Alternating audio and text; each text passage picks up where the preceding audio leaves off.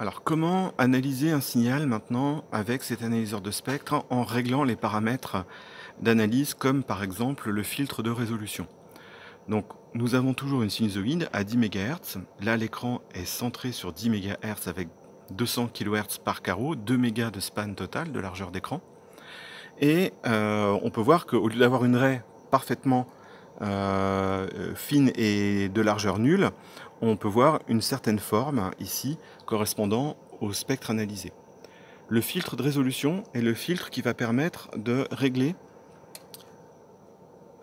la finesse d'analyse de notre spectre. Donc là, je peux le régler manuellement en réglant une valeur. Par défaut, elle est de 30 kHz.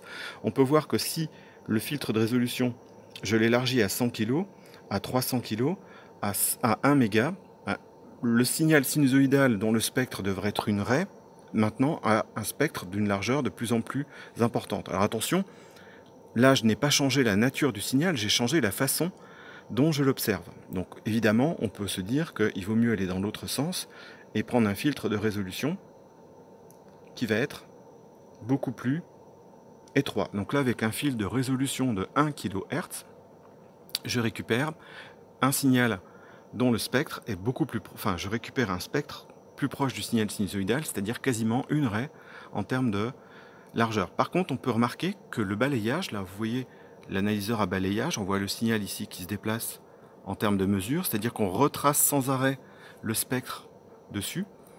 Cette fois-ci, la vitesse de balayage est beaucoup plus lente parce que j'ai choisi un filtre de résolution beaucoup plus petit. Donc cette vitesse de balayage s'appelle sweep time et on peut voir que là elle est réglée à 5 secondes. Ça veut dire qu'il faut 5 secondes pour balayer l'écran complet. Donc en gros 0,5 secondes par carreau, encore une fois, puisqu'on a un écran qui fait 10 carreaux de large. Si je reviens à 30 kg ou à 100 kg par exemple, ce qu'il faut bien comprendre ici, c'est que 100 kg, si vous avez un signal dont la largeur normalement devrait être nulle puisque c'est un signal sinusoïdal, 100 kg ça correspond à la largeur de bande que je vais avoir à moins 3 dB, c'est-à-dire la largeur de bande du filtre de résolution que l'on a choisi. On peut voir ici qu'un carreau faisant 200 kg de large, si je prends à peu près 3 dB, 3 dB c'est un tiers de carreau, ça fait à peu près cette largeur là, au-dessus de mon doigt. J'essaie de me régler par rapport au téléphone qui prend la vidéo parce que j'ai une différence d'angle par rapport à mes yeux. Donc voilà, donc là on peut voir qu'on a à peu près un demi-carreau de largeur à moins 3 dB.